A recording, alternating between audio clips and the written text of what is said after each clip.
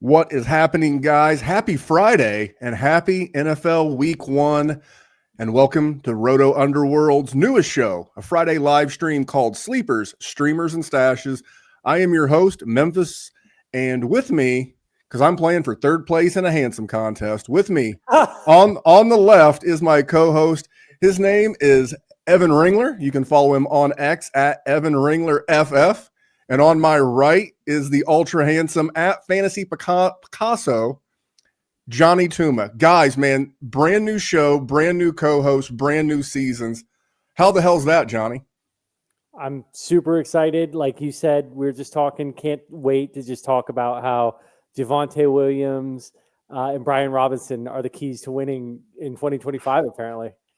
Yeah, we'll get into that in just a second. And then from the West Coast, Mr. Evan Ringler, man, I know you got it better than Jonny and I. Jonny based in Florida, me in Indianapolis. We were those famous J.J. Zacharyson East Coast dads. We had to stay up super late. Not too bad for you out there in Seattle. I'll just start with you. So we're just chatting. What were your initial takeaways last night from Week 1, Cowboys-Eagles? Honestly, there wasn't a ton of hard takeaways from it. I think AJ Brown's going to be just fine. I thought maybe one thing we should note was that the Eagles did kind of struggle to run the ball in the second half after those offensive line injuries. But outside of that, I guess Javonte Williams is going to play a bigger role than previously anticipated. But it's not like he's a top 20 running back all of a sudden. So yeah, it's just small takeaways. What do you think? Well, let me ask you this. Do you think, because I know Johnny's chomping at the bit to talk about another guy. We're going to get to him in just a second. But for people in seasonal, like best ball season just wrapped up over on Fast Draft, and we're going into DFS season. We're going into submit your roster season. I'll kick it back to you real quick, Evan. Do you think Javonte Williams could be a lot, if he stays healthy? That's always been the knock on Williams. If he can stay healthy, do you think he could be that skeleton key, that lottery ticket that could really, because we throw around the term too loosely, league winner. But if Javonte Williams, he's not going to score 2 touchdowns every week, but if he can play at that level, can he be a league winner? I think he's certainly going to outperform his ADP if he stays healthy. He was going in the 10th round over in the Rabbit on Fast Draft. He's going to outperform that greatly. But I don't see him as a league winner just because he's not. I just don't think he's very good. Yeah, exactly. But here's the thing. Again, before we hit the record button, Jonny, you brought up a guy, and I have a two-parter for Jonny. Tell us your thoughts on the Eagles-Cowboys game. And then we didn't have it on the show sheet, but we got to talk about it. We got to talk about the late injury addition of Christian McCaffrey. So I'm going to throw it to Jonny.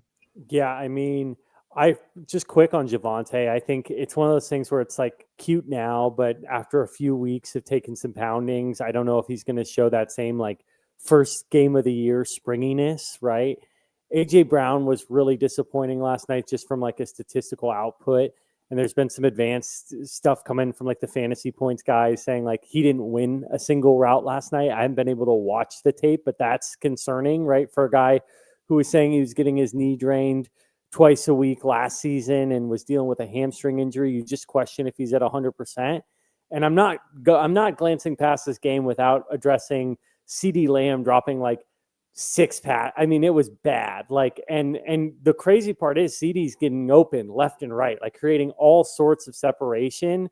But those drops, they say drops aren't a sticky stat. Well, he could certainly use some more stickiness on those gloves, right? So that was just brutal last night. And then, as a guy who loves Christian McCaffrey and was kind of hoping that we could see him, be a really meaningful fantasy asset yesterday, this year, it's just so disheartening to get that notification that just brought all this PTSD from last year. The same exact playbook, right? Gets added to the injury report late in the week.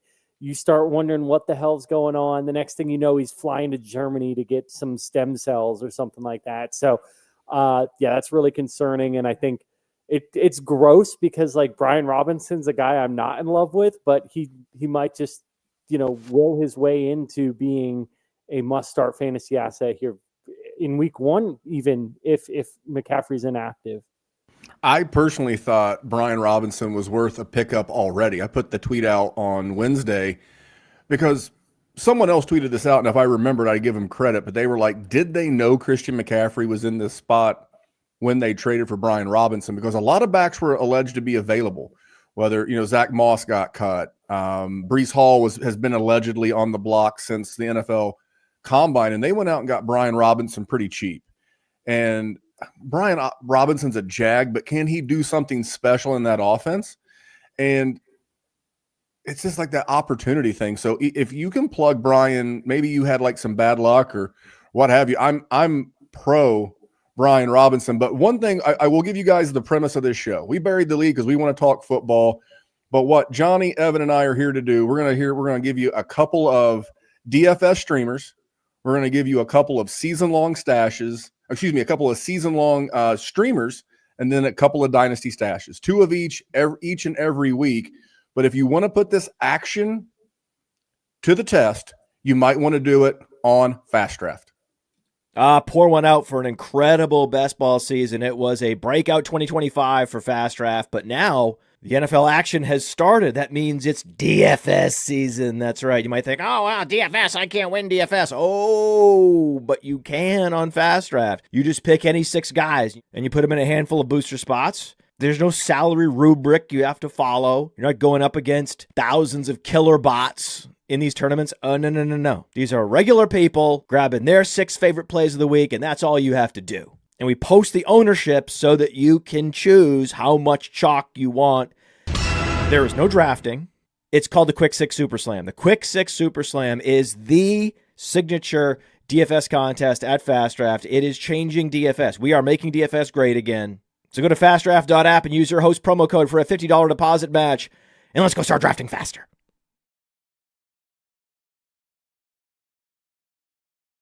I don't know about you guys, but I have all season loved playing Fast Draft. I live in Indiana.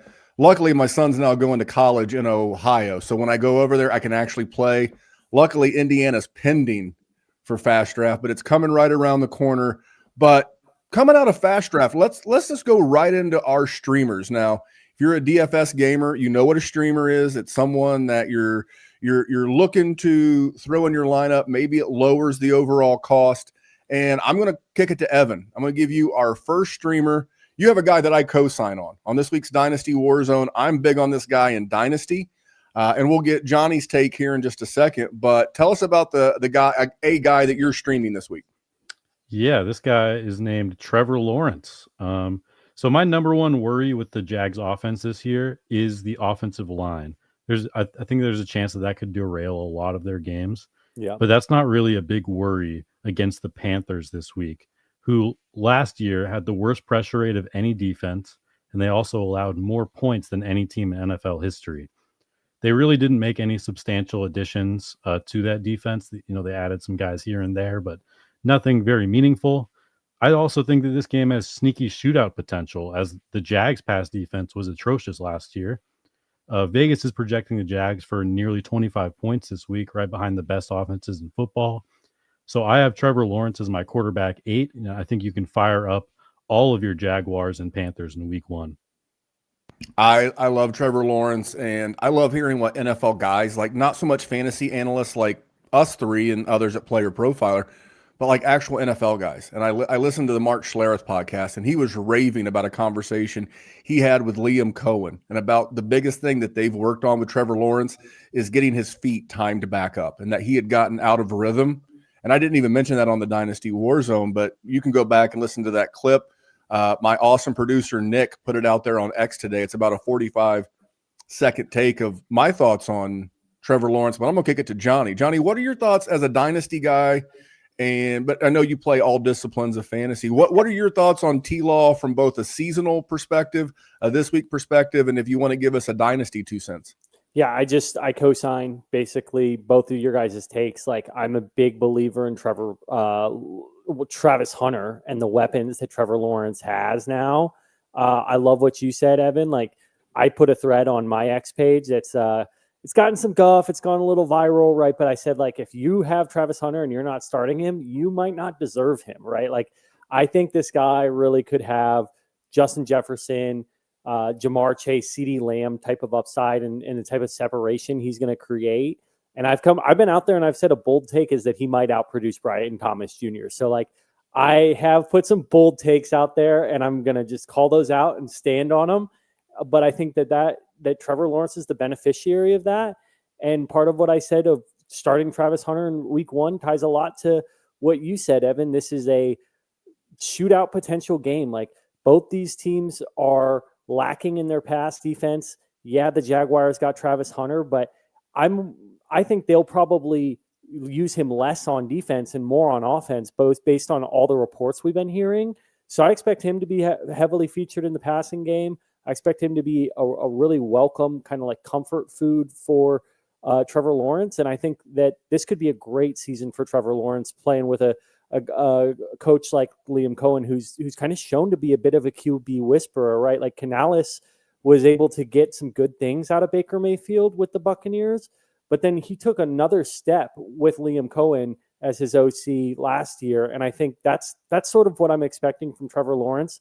The big concern is that offensive line and just like the lack of quality names there. But if they, in the preseason, which again, they're playing against like second stringers and stuff, like, it was holding up all right for Trevor Lawrence. And so as long as that holds up, I think it could be a great season for him. And I think it could start as fast as this week for Trevor Lawrence and Travis Hunter. Yeah. And also, we should mention that next week they get the Cincinnati Bengals. So that's back-to-back shootouts right there. Fire up all the Jaguars. I love that. And I went in and I pulled up my show notes from the Dynasty Warzone this week. Under Liam Cohen, I called it the Liam Cohen effect. Baker Mayfield set career highs in passing yards, 4,500 passing yards, passing attempts, completions. Well, it makes sense if he has more pass attempts, his completions go up. Well, so did his completion percentage. So did his yards per attempt. So did his air yards per attempt. And so did his QB rating. He did all of this. And I'm with Jonny. If you have, Travis Hunter, and if you're not playing him, you may not deserve him. You may not deserve him, because you can't give Trevor Lawrence $250 million.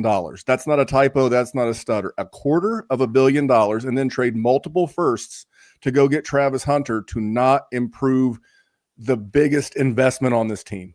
Travis Hunter is going to have a huge role. They'll figure out the defense later. Will he play some snaps? Of course. If not, I think they'll be fine with it, because Travis Hunter is going to be so much fun to watch. I've actually got the other streamer this week, and this is a dirt cheap tight end on both Fast Draft and DK, and it's a guy that I'm in love with in all formats, and it's Hunter Henry. And Hunter Henry, I know he's kind of boring.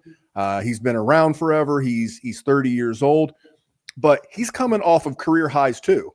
Career highs in targets, catches, yards. His one downfall was touchdowns last year. He only had 2 touchdowns. Well, guess who's the OC? Josh McDaniels. Guess how many touchdowns Hunter Henry had when Josh McDaniels coached him in 2021? He had 9. And then the quarterback, Drake May. I like Drake May. In Drake May's 11 starts last year, Hunter Henry in 6 of those 11 had 8 or more targets in 6 of 11 starts. He's $3,900 on DK, and he is the same price as Noah Fant. That is a crime. and he's less expensive than Kyle Pitts, Zach Ertz, and Tucker Kraft. You give me a guy that has, and by the way, his average across all games with Drake May was 6 targets a game. You give me a tight end that's likely to get 6 to 9 targets, and on a team that's probably, I don't say in a shootout, but that should be a competitive game at $3,900 and dirt cheap on Fast Draft. I'm in. Now, I saw Evan shaking his head. Evan, are you with me? Are you on HH? I've been all in on Hunter Henry all year, man. Last year, he was 7th in target share among tight ends, 5th in air yard share. And you mentioned he only scored 2 touchdowns last year. That was despite being the tight end 2 in red zone target share. 31% of New England's red zone targets went to Hunter Henry. So he's going to see some touchdown regression this year. And absolutely, I'm all the way in. Yeah. What about you, Jonny? I listen to the tight end whisperer, right? Like, Andrew Cooper is my guy. And when I had him on my show, Dynasty Deep Dive, he talked about him as just like a sneaky, even, cheap dynasty acquisition. If you're just trying to kind of rent the tight end position, fade the tight end position, I think he's just such a cheap, target for a guy who could put up similar points to those top 3 to 5 tight ends. So, the Noah Fant call out, Memphis, that was golden, dude. He's the same price as a backup tight end. And we know that, as Evan just said, he's one of their main targets, main red zone targets. You're looking at a second year with Drake May, who looked good last year, right? And I just expect him to take another step forward and him to lean on Hunter Henry a lot. So, I mean, the one other thing I'll call out is the wide receiver room's a bit lacking there, right? And so instead of just saying, oh, fade everybody, fade Drake May, the targets have to go somewhere. If you're not sold on what the pecking order is in that wide receiver room, that just probably means there's going to be more and more targets getting funneled to Hunter Henry early in the season. Yeah, and again, I don't always want to go back to the coaching effect, but I believe not only in fantasy but in real life, who you work with and who you work for matters. And yes, throughout his 15, 20-year coaching career, Josh McDaniels has a track record of using the tight end in his offense. Going back to Gronk, Hernandez, when he was with the Raiders, I believe that's when Darren Waller popped off, if I remember correctly.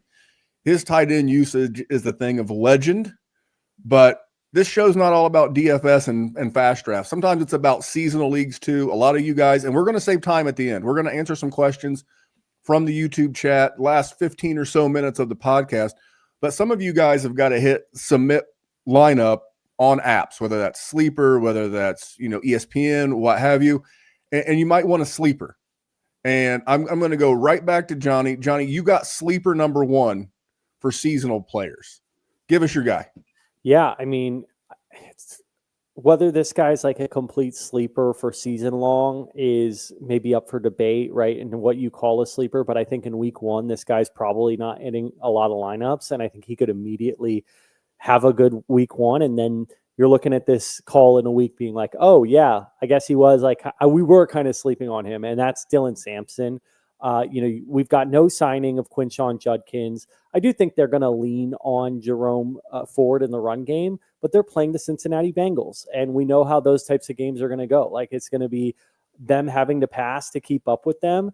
And I think, we've heard reports all off season that Sampson's been kind of shining with the passing work. So I think he could rotate in with the passing work and especially in PPR leagues, be a solid flex play in week 1.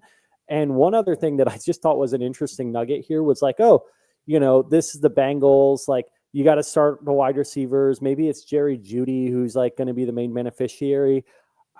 Somehow Jerry Jeudy played the entire both games last year against the Bengals, and put up a total of 6.8 PPR points in both across those 2 games. So I thought that was really interesting, saying as bad as the Bengals pass defense is, as porous as their D is, somehow they were able to shut down Jerry Jeudy. If that replicates itself in this first game of 2025, Flacco's going to be airing it out and looking for someone else. I think David Njoku and Dylan Sampson could be those kind of safety valve guys who see a lot of targets in week 1.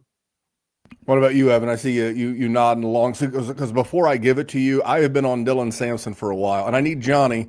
And we talked about this as we were putting this show together a couple of weeks ago. It's I feel like a real ass because Johnny does Dynasty. I host the Dynasty Warzone on the Player Profiler Network. I've never had him on, but I'm going to, because we can 2-on-1 tag team Jerry, my co-host on the Dynasty Warzone, because he's been on the Quinshon Judkins bandwagon. I was on RJ Harvey, and as of the recording of this podcast, Quinshon Judkins still not signed. So I love this take, and I just looked. According to CBS Sports, Dylan Sampson is only rostered in 48% of their leagues. So he's the kind of guy you put on your roster today. Right now, your waivers have ran. He's probably a free agent. You put him on the back end of your roster, and you see what involvement he gets in the passing game, because the passing game's key. It's why I'm on Alvin Kamara. Oh, the Saints offense is going to be bad. Yeah, and they're going to be losing. Alvin Kamara could be good for 6 catches for 60 yards every single week. That's 12 PPR points. I'll take it. So I Dylan Sampson's not going to be Alvin Kamara, I don't think, but I'll take the opportunity at least for now. What about you, Evan? Yeah, this Browns backfield is pretty weird. I don't necessarily think that when it gets to the fantasy playoffs, we're going to be wanting to start any of these guys.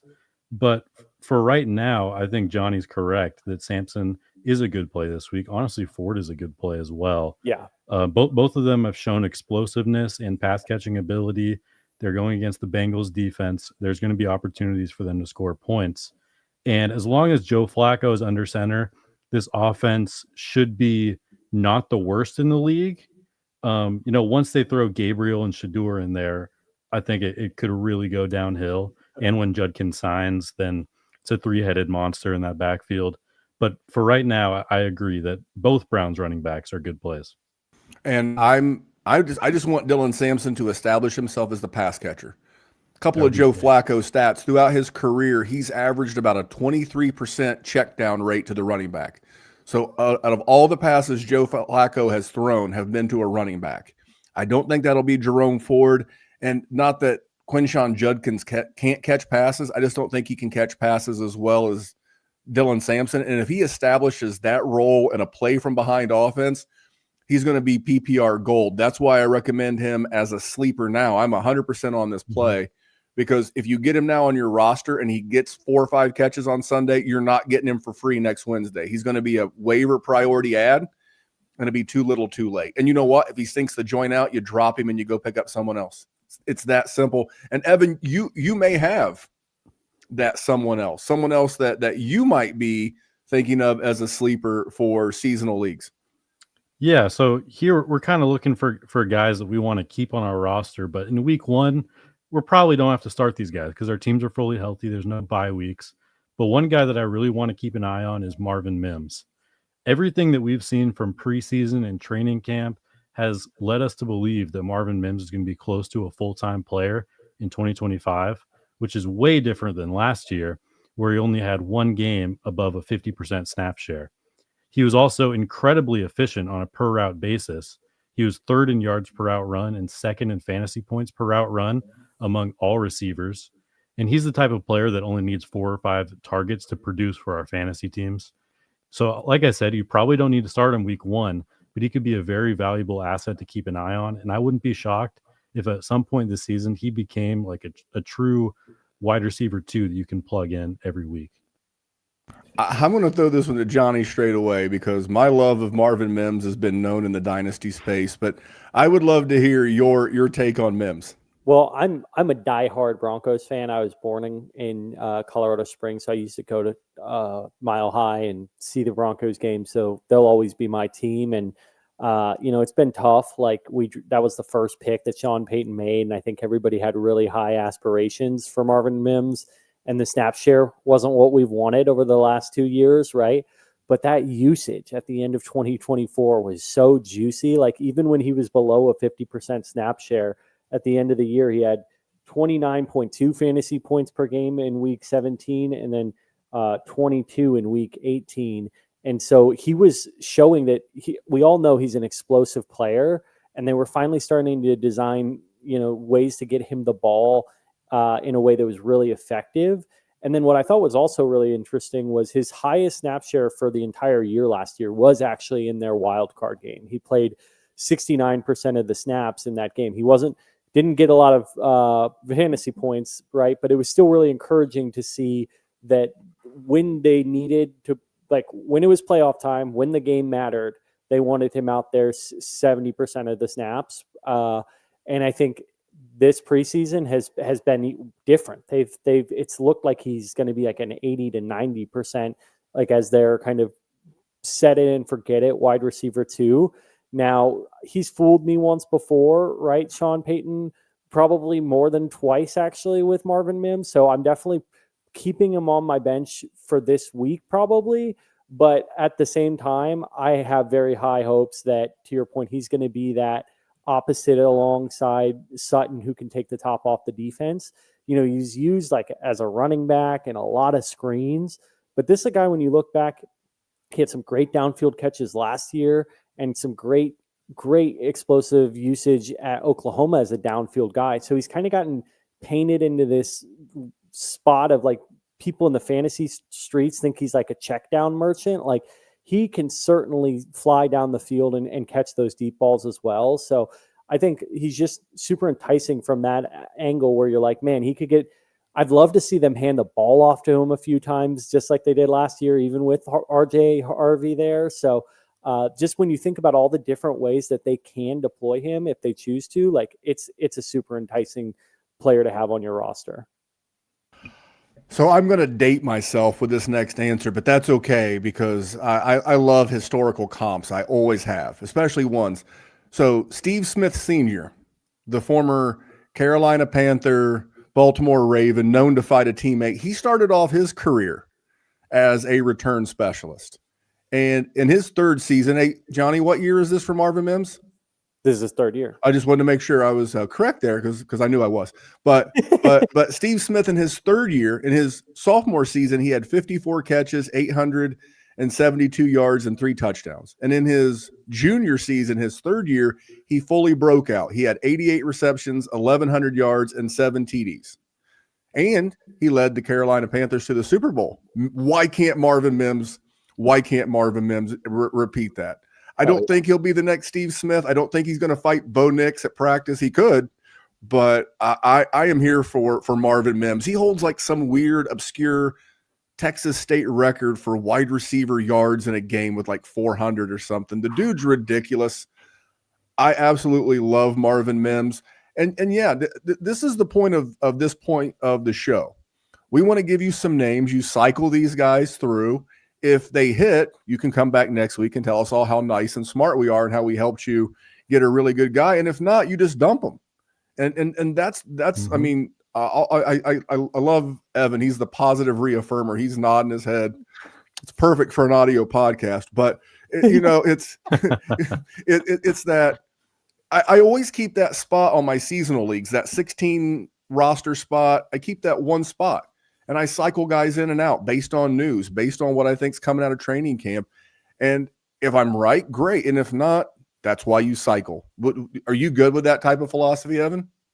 Absolutely. That's the perfect way to play it. Every single week, you should be thinking about shuffling that roster spot and just picking up the guy who, if he does something this week, maybe you start him the week after. That's how you should be playing all redraft leagues, in my opinion.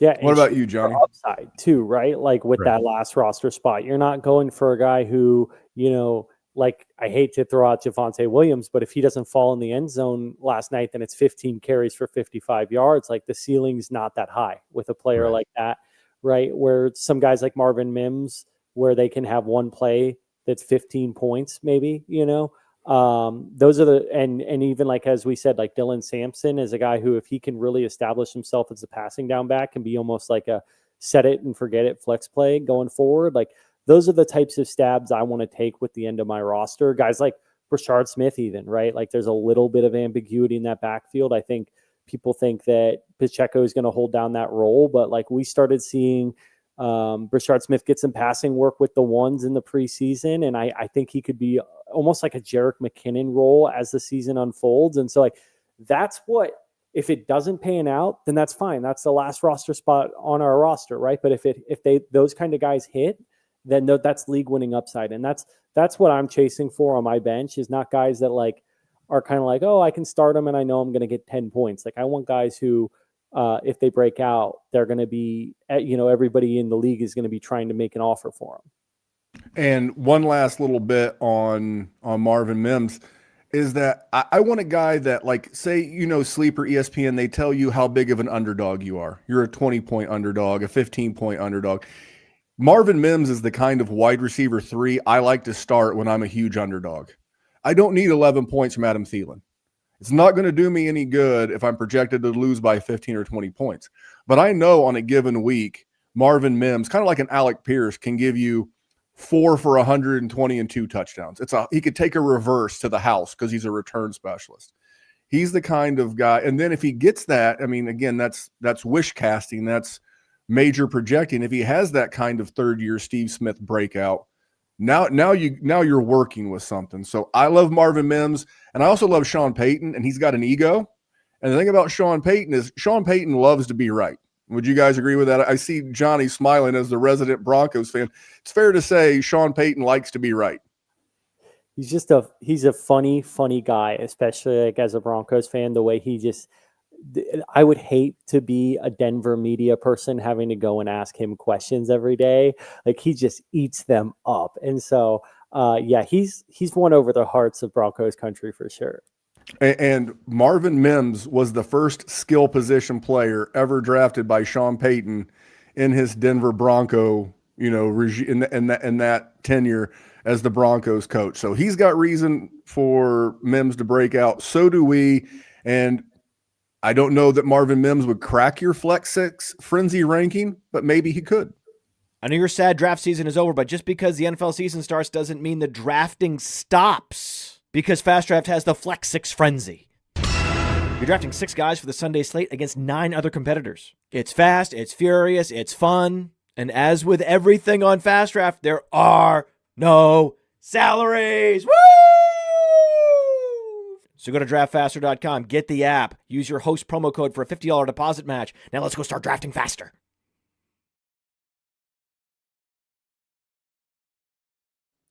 You can say what you want about commercials and podcasts, and that's fine. No one makes them more fun than the Podfather. You have to admit, the Podfather makes, at least if you're going to listen to commercials, at least Matt makes them really fun and entertaining. Well, we've got one more segment, and I'm already starting to write down questions for the question segment here at the end, but it wouldn't be Jonny or I if we didn't at least take a couple of seconds and talk about some Dynasty stashes. And I'm going to throw it to Jonny. And I like this one. And like what I do as a podcast, I guess, host, and like on our show sheet, we just put it out there. We don't try to stitch a narrative throughout the podcast. We just put the show sheet out. It's a shareable doc. Everybody goes in and does their work, and then we do the show. But this ties back in. And this is why I think this is going to be a really good show, because the three of us are already on the same page our very first week. But Jonny, I'm going to throw it to you. Give us your player, and just as a little side note, what team and who's his quarterback? Yeah, another guy on that Jaguars offense that I think could be really interesting to keep on your dynasty rosters. And I'm also going to say I love that your stash coming up too as well, Memphis. So I'm excited for you to talk through him. But mine is Dyami Brown, and just kind of calling out the facts, right? He was paid handsomely to come to Jacksonville by James Gladstone, who was like raving about him, was dying to get him on this team. And again, this is a new GM, almost somewhat like Sean Payton, who likes being right, has something to prove. And that's why I just think it's so funny that people are like, oh yeah, he's just going to put Travis Hunter on ice. And, Dyami Brown, though they paid him $10 million, like, he can just be on waivers in most dynasty leagues. Like this, he's got too much to prove with some of these investments that he's made to just let them flounder. So again, this is starting week 1, right? It's a porous Carolina defense. And I think for anybody who has any doubt about Travis Hunter's usage, snap share, then you should be in on Dyami Brown, right? And the one thing I will call out as a guy who's super high over the moon on Travis Hunter is like there still is a higher risk of injury because he's playing both sides of the ball, right? It's higher than your average offensive player. So if you're considering that as well, Dyami Brown's a great stash in the sense that if Travis Hunter or Brian Thomas Jr. miss any time, he will be slotted into one of those top 2 wide receiver roles. It's not even a question. So really like him. I actually have a couple dynasty leagues where I have Travis Hunter and I have Dyami Brown on the bench because it's like I said, worst case, something happens to Travis Hunter, then I can at least evaluate how they start using Dyami Brown. Whenever Dyami Brown was out there in training camp and Travis Hunter was playing defense, they were funneling the ball to Dyami Brown in these practices. So again, it's just practice. This is what we have to go work off of at this point. But I really like just the usage that I saw from the practice reports throughout the offseason of when Travis Hunter wasn't playing with the offense. it was basically the Brian Thomas and Dyami Brown show. So a really good guy that is like super. It's just I can't believe that he's not rostered in more dynasty leagues. I love math, and to me, I did this on the Dynasty Warzone this week. It's part of the reason why I was fading Roma Dunze. It's a math equation. It's the number of targets versus the number of guys there to take those targets. Last year, because it's the only sample size we have of a Liam Cohen offense, and mind you, this was a winning team. This was a team that won their division in Tampa Bay. Baker threw the ball 570 times. And as Jonny was talking, I did a little math. Let's say, for easy math, Brian Thomas Jr. gets 160 targets. That's about 10 a game. That's a fair number. Solid. And let's say Travis Hunter as a rookie gets 110. Reasonable for a rookie who may play both ways. That leaves 300 targets for the rest of the offense. Where are those going? 300 targets can't all go to Travis Etienne. They can't all go to Brenton Strange. There is going to be a third option that eats at a high level in this offense, and it very could be Dyami Brown. Again, same thing. We have to listen to what the coaching staff is telling us, and it's, hey, we wanted Dyami Brown on this offense. They got Brown before they got Hunter. They put him on the – Liam Cohen said, hey, my first free agency, and I forget the GM's name, they were like, hey, in our first free agency class, we're going to add Dyami Brown. We're going to make that a priority. We're going to put him on the roster. The targets should be there. The quarterback play should be improved. The weapons around him, guess who's going to get a lot of single coverage? Dyami Brown and Brenton Strange. That guy is going to eat, and like he's the guy that you can get him dirt cheap now. And to Johnny's point, if something happens to Hunter, and like it's the NFL, something that could happen to Brian Thomas Jr., he could be thrown into a very important role in a very potent offense. And remember, Tampa Bay threw it 570 times, and they were good. I don't think Jacksonville is going to be very good. Could they throw it 600, 615? Very possible. So what I like about this is he's still super young. He's not quite 26 years old. You can probably get him for what, John? A dynasty third? Dude, I've been getting him on waivers. Yeah, that's high. Yeah, I mean, but that's what I'm saying, because if someone's smart enough, and they should be listening to Player Profiler, and that's fine.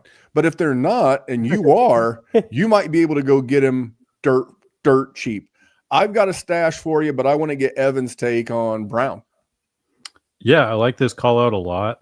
You know, I was trying to find some stats to back up his argument. It's kind of hard because he didn't produce a ton in the regular season last year. Didn't have any games in the regular season with more than 4 catches. However, the 2 biggest games of the Commanders season, wild card versus the Bucks, he has 5 catches on 5 targets for 89 yards and a touchdown. And divisional round versus Detroit, 6 catches for 98 yards. So clearly this guy was counted on in those big moments. And the Jaguars, you know, they wanted to bring him in immediately. He was one of the very first signings of the entire offseason. So I'm on board with this, especially because he is free in dynasty leagues, and he could easily be a flex starter for you in a few weeks. I'm going to pull up a comment here. I got Dyami Brown in 38% of best balls in the 17th, 18th round. Great value. Similarly, I just pulled up my exposure, 29%. So very similar strategy there. So this guy's got you beat. Yeah, he's got me beat. I was definitely, I mean, I try and diversify a little, Jamie, right? But like 37 or 38 is a pretty solid flag plant. But yeah, that he's one of my highest rostered players in best ball just because the price is essentially free. And you know, Lawrence has shown an ability to throw it deep, right? And that's where I think Dyami Brown, he's like a 4-4 guy, but he almost like he plays quicker than that in terms of his ability to stretch the field. So I really like him, especially in best ball, where you don't have to, like, with both of those guys ahead of him healthy, you don't have to guess every week whether he's going to be worthy of hitting your lineup. But again, just a solid value at the cost. There you go. So I'm going to hit you one real quick, and I bet I probably stole this. I bet Evan went into the show sheet and he saw my guy and he's like, Memphis, you son of a bitch. It was because he is our resident Seattle fan, but I am a tremendous fan in all forms of Torrey Horton. And what I love about Torrey Horton is I think the kid's a stud. Coming out of Colorado State this past year, ran a 4.140, super fast. He didn't do all the combine things, so we don't know what a true understanding of his athleticism is. But what I love about him is, and that is his first camp as a rookie, he did enough to become the starting X receiver for the Seattle Seahawks.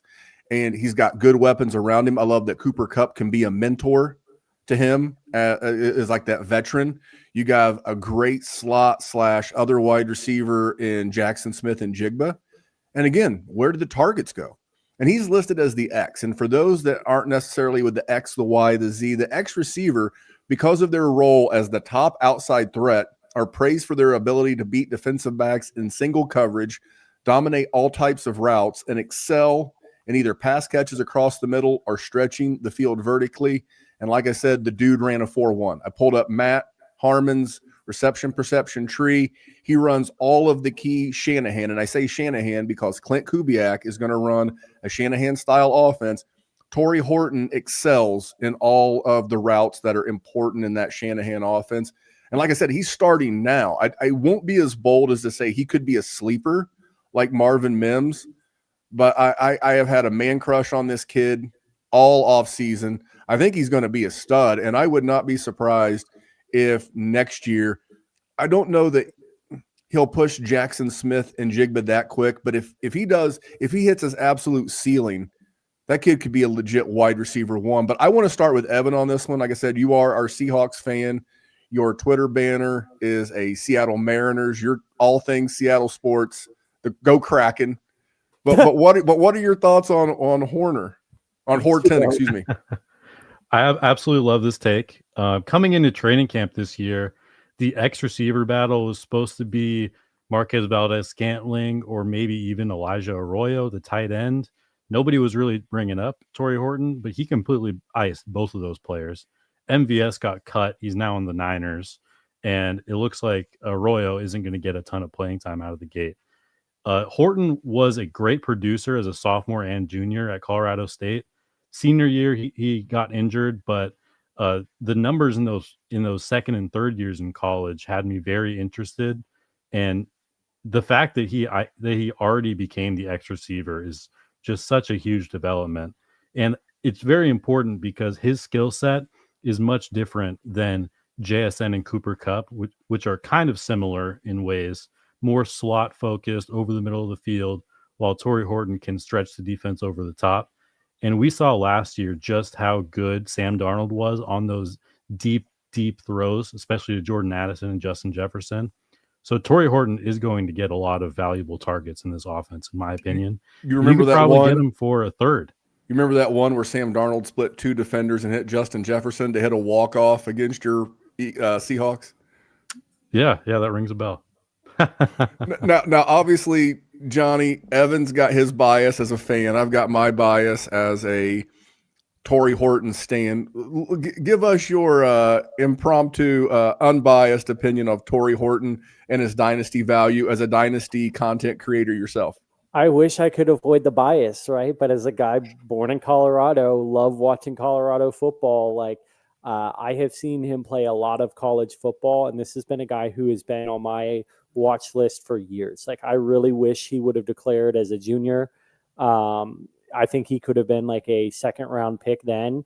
I actually asked him at the combine why he didn't declare earlier. He said he wanted to go and finish getting his degree. But I think this guy is an absolute stud. If he wouldn't have had the knee injury, like people would be really realizing that this is a guy who can win in all areas of the field. He can win underneath on crossers. He can win deep. He can win in the intermediate areas. And so I just think he's incredibly talented. The 5th round draft capital kind of like suppressed the hype around this guy, which is great because like you said, he's running at the combine, even though he said he wasn't 100% when he ran his 40. And that's why he didn't do the other testing. Right. But this is a guy who's shown out in training camp, earned the role, made them comfortable releasing MVS. So like, this is a great ascension for a guy that I really like. At this point, this was a guy I got on waivers in a few of my leagues, because after the draft ended, he was the first guy I was going to pick up. But I would still be making a move to acquire him pretty aggressively. I would say, 3rd round. You might not want to go much richer than that, but if you can get some players that have less upside. Like you can make an ugly trade, like like a Mike Gesicki and like a backup running back or something for a guy like Horton, where like on paper the other team's winning the deal.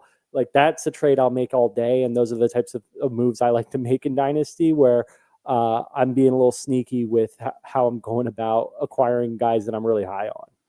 Yeah, and you have to understand your reputation in your league. If you're known as a shark, and I'm serious, if you're known as a shark and you all of a sudden start creeping around Torrey Horton for a third, to use a poker analogy, you're tipping your hand. You're showing your cards there. He's the kind of guy, if you're known as a sharp or, a guy who makes great trades, you need to get him as a throw-in. Try to put together another trade and get him as a throw-in so you're not so obvious. Hey, I'll make this trade and throw in Torrey Horton.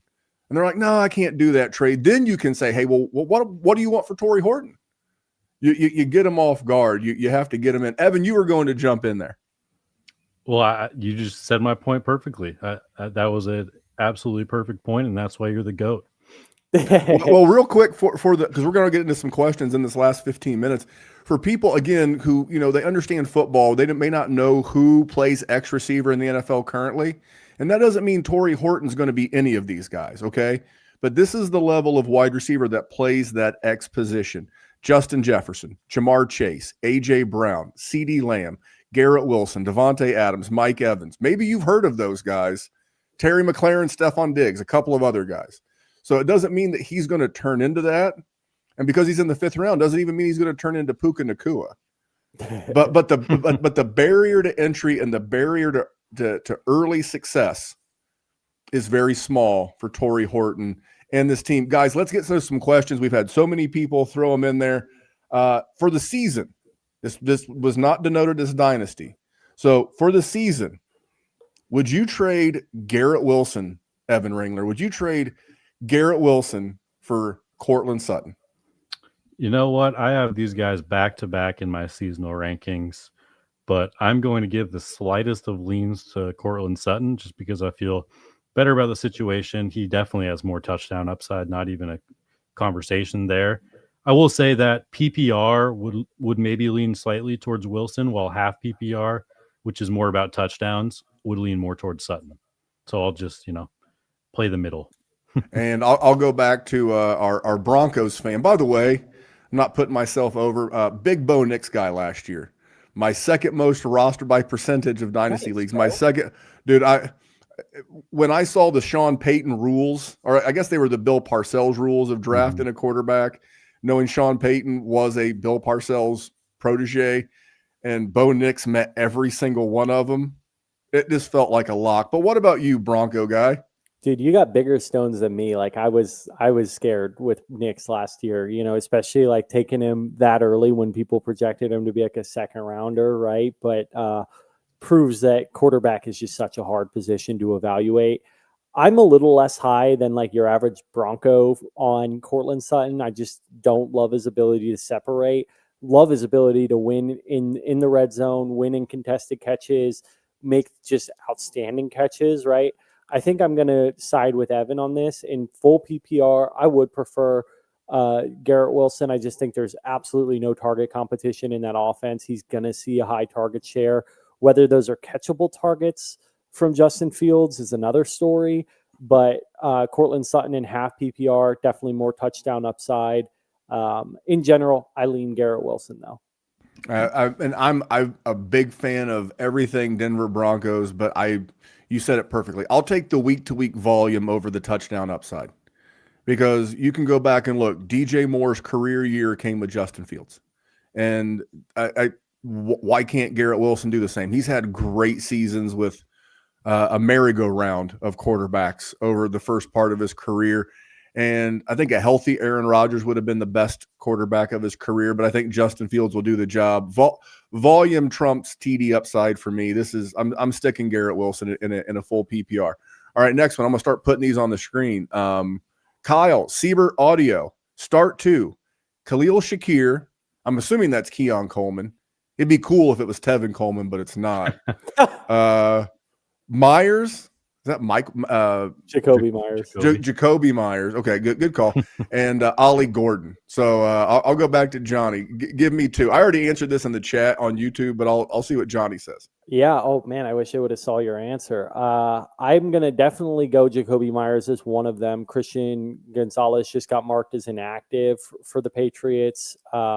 So I just think Myers is a clear, easy kind of decision over some of these guys, especially just where you took him in the draft. You took him ahead of all those guys based on his ADP.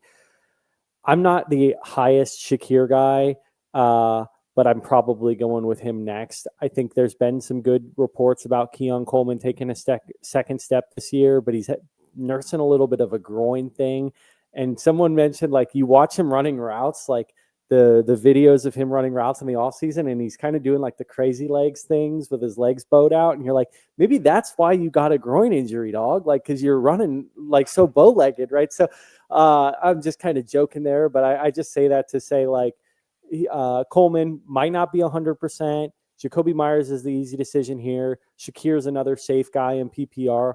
Ollie Gordon's definitely tantalizing, but I do think we've seen Achane be questionable before and go out there and get 20 plus touches. That's what I expect in week one. I expect Ollie Gordon to maybe get a handful of touches, maybe fall into the end zone, but I think Shakir could still even outproduce him even in that scenario. So Shakir and Myers would be my answer.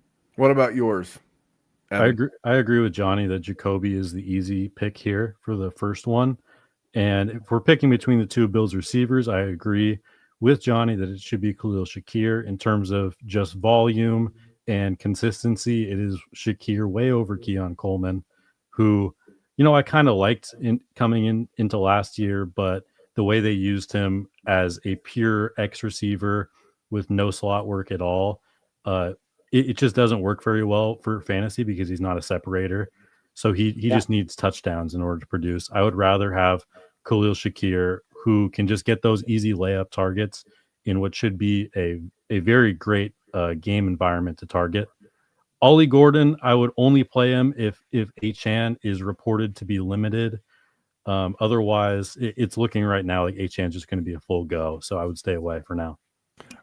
So I didn't realize that was Jacoby Myers because I honestly thought it was Michael Mayer. So it was like, so please, these things blend. I had the right team. I was in Vegas at least, but I would amend my answer. I said Coleman and Gordon. I'm going to go Myers and Gordon. So I think all three of us across the board, we're all on Myers. The reason why I like Gordon is, unfortunately, I'm a Colts fan, and I've seen many a backup running back punish that defense. Now the Colts, it's a new focus on the defense with Lou Anarumo as the new defensive coordinator. I don't know how that's going to translate to the rush defense.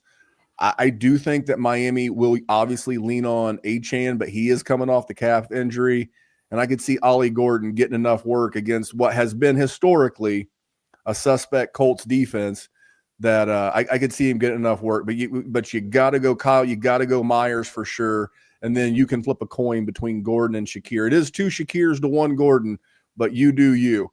All right. Breaking news. Jamie said Tyler Bass on IR, so out at least 4 weeks. Does that make you feel anything more of the Buffalo offense, guys? I got to be honest. We don't care. No, we are a kicker. We are a kicker-free show, and this is the question I meant to click, but hey, it was on the YouTube. I had to bring it up. Dennis Rodriguez, is Jerome Ford a must start this week? I think so. Yeah, I don't know about must start because it is week 1, so your team is fully healthy right now. But I do have him right now at RB24 in PPR leagues, so he's a solid start. If you're asking, he needs to start him because you obviously have a hole somewhere. You're not asking if you're not in a situation. I think he's not a sexy name. He's kind of a gross name at that, but he's like as close to a must start as for a gross name that he could be. Like, I just think of what Corey Krosky, like when he broke that long touchdown against the Bengals starters in the preseason. Chris Rodriguez broke like a 60-yard run against them, and it was just like, this is clear that it's not just their pass defense, it's their run defense as well. I think he could be a great play in week 1 for sure. And that was why I called him must start, was the matchup. Because if you're Cleveland, how do you keep this game close, and how do you keep your defense fresh so Cincinnati doesn't run you out of the building? Is you pound the ball with Jerome Ford against what should be a very good matchup. Here's a crazy one, and Brandon, maybe you didn't see the CMC news last night, but PPR trade away, Jonathan Taylor and Travis Hunter for Christian McCaffrey and Devontae Adams. I am taking Jonathan Taylor all day long. I know people hate Daniel Jones. I will say this as a Colts fan. I think Daniel Jones could be more of a cheat code for Jonathan Taylor than Anthony Richardson was. And Saquon Barkley had some very nice years with Daniel Jones as the QB. I in fast draft, when I've been drafting, more than once when I've had that 110, 201, the 10th and 11th pick, I've double tapped Jonathan Taylor and Derrick Henry multiple times. I'm huge on Taylor this year, and given the already not even week 1 injury concerns around CMC, no way. And if this is Dynasty, Johnny, it's not even close, right? Yeah, I mean, regardless, I'm probably just staying away from this trade right now with CMC news. You probably just want to see that play out a little more, and with it being a calf injury, it'd be something else if it was something new, but like it's just too risky. I do love Devontae Adams, but I also love Travis Hunter and Jonathan Taylor, right? So it's just they're all good players, but at this point, I think you don't trade away Jonathan Taylor in a juicy week 1 matchup against Miami and Travis Hunter when we're spending the first 30 minutes of the show talking about how he could have a great week 1 himself. All right, Evan, do you want to CMC what's going on? See what I did there? CMC what's going on with Christian McCaffrey? Yeah, I think right now CMC has to be on a no trade list. Don't trade him away. Don't trade for him. We're just waiting for more info at this point. Just stay away. Which sucks. Like that's the worst spot to be in fantasy is where like you want to think you've got an edge and you can make an informed decision, but sometimes the best decision you can make is understanding you don't have all the facts. Absolutely. All right, we got time for 2 more. I'm going to throw up Nick Swank. Nick, looking for us to pick 2 of Xavier Worthy, Cortland Sutton, or Emeka Egbuka. Evan, pick your 2. So Worthy is the easy choice for me here. I am way ahead of consensus at wide receiver 14 this week. I think he's going to absolutely smash tonight. And then I'll go with Sutton over Egbuka. I just prefer what we know with Sutton versus what we don't know with Egbuka, a rookie in week 1. And I will throw it back to Johnny. Pick your 2. I will probably go with, I'll go with Xavier Worthy for sure, and then Emeka Egbuka, just because that's the 31st pass defense that they're up against with the Atlanta Falcons last year. That was their ranking last year. And, no Jalen McMillan, right? No Chris Godwin. Like, if anything, I think Emeka Egbuka has I totally get what you mean, Evan, about like, he's a rookie. You kind of want to see it first, right? But at the same time, like even Cade Otton is apparently not 100%, right? And he'll be playing. They did take him off the injury report, but just when he's dealing with something so close to the season, I struggle to think that he's going to be 100%. And honestly, if you're worried about Cade Otton stealing like all the shine from Egbuka, you're probably not thinking about fantasy football the right way anyways, right? So I would go with Worthy and Egbuka just because, again, I think that those are great matchups, great players. And again, I have got a little like anti-bias towards Cortland Sutton at this point. Yeah, you're just a huge hater right now. I shy away from it. It's just like what Memphis was saying earlier about like he's a fan of Indy. He's seen bad things happen. Like when the Broncos sucked, I made a lot of money off of betting against my team because I was like, hey, if I'm going to watch my team lose, I might as well, like, you know what I mean? Know what's about to happen and profit on it. Yeah, as a content creator, you can have a love for your team because you grew up loving your team, but you have to be honest. Like I know the Colts are going to be middle of the road, and I know with Gardner Minshew and some combination of Anthony Richardson that the Colts have been within like 1 game of the playoffs 2 years in a row. Maybe Danny Dimes can be our Baker Mayfield or Sam Darnold. I think that would be pretty sweet. For me, this is easy. Xavier Worthy, no Rashi Rice, slam dunk, easy. And then Igbuka, think about recently, I tried to pull it up real quick. When Atlanta plays Tampa Bay, why do those always feel like shootouts? Chris Godwin already listed as out. Jonny mentioned Cade Otton's banged up. I mean, I would not be surprised if in his rookie debut, Igbuka wound up with like 8 or 10 catches. It sounds crazy, but we've seen these crazy shootouts with the Falcons and the Buccaneers in recent seasons, and I don't think this game will be any different whatsoever. And I was checking the location of this game just to make sure, and I'm pretty sure it's in Atlanta. Yeah, it's in a dome. It's in a dome. So I was looking because like there's weather concerns with Tampa Bay. I want to get to one more question. We'll get these guys out of here. I want to go to RGQ. Half point PPR. Love it when you tell us the scoring format. Nice job, RGQ. Start 2. Cooper Kupp, Rome Odunze, Isaiah Pacheco, or Hollywood Brown. Jonny, I'm going to give you this one first. God, I was like, oh, this is just gross in general. I was just going to hopefully not answer this one. Start Pacheco, right? Like we can agree on that. Yeah, a slam dunk. I'm starting Pacheco. That's the first one. And then like, I know what you mean, Memphis, about like not enough, too many mouths to feed with the Chicago offense. But I just, for the other options and just the upside that, Rome has in terms of like a little bit bigger body, Kupp would be who I'm deciding between. Like, I think Hollywood's just off.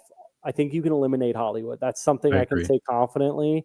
So I think it's Pacheco, and then you're kind of flipping a coin between Rome and Kupp. I've been targeting Kupp at cost in like best ball and even some redrafts just because he's cheaper than Odunze.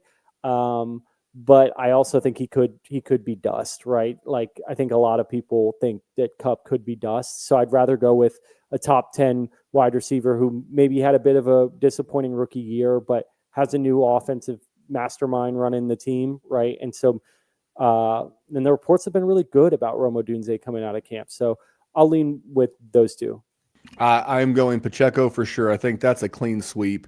And yeah, I'm going Rome, even though I've been fading Rome. It's the half point per reception. Yeah, I think I'm not anti-Rome because I don't like him.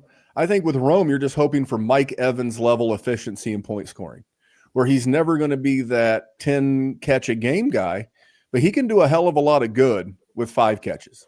So I think this could be a shootout. And if I have to bet on one new play caller in a new spot, I got Clint Kubiak or I got Ben Johnson. And I love Sam Darnold and I got Caleb Williams. But I'm going to lean to the Johnson and Williams combo over, and I'm sorry, Evan, maybe you'll feel differently, over Kupp. I kind of want to see how Kupp plays with live rounds. He's coming off, he's kind of like the wide receiver version of Christian McCaffrey. When he's healthy, he can fill it up, to use a basketball term. But, until I see what he looks like coming out the jump in this offense with Torrey Horton, with, A.J. Barner, with Jackson Smith and Jigba and the running backs, I'm going to lean Rome Odunze pretty heavily.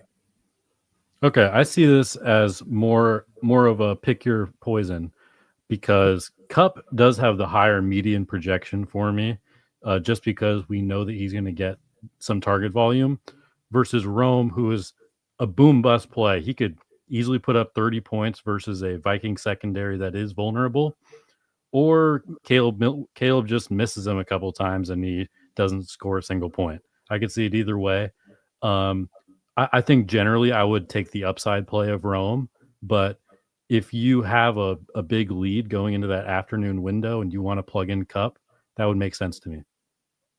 Yeah, it's a good point. Like kind of thinking of, as you kind of alluded to earlier, Memphis, like if you're a big underdog, you might shoot for someone with more upside. If you're a big favorite at a certain point, you might lean towards someone like Kupp, who's going to have that lower or higher floor, right? The half point PPR does scare me off of Kupp a little bit, right? Fair. Just because I think you do expect a lot of the points that he would get just to come off of like underneath receptions. But yeah, it's a great way to look at it as well, Evan. Well, we got through it. First show together. I don't know about you guys. I had a ton of fun. I love being around with the fellas, just talking ball. If you're listening to this in audio form later and we didn't get to your question, You can find Evan on Twitter at Evan Ringler FF. Add him, at your questions. Stay out of his DMs. No unsolicited pics. And you can find Jonny at Fantasy Picasso. It's a great name. Now you have a beautiful. Is that a Picasso behind you? This is a Peter Max. Okay. See, this is a cultured fella, but you can hit him up there. I have Bo Jackson.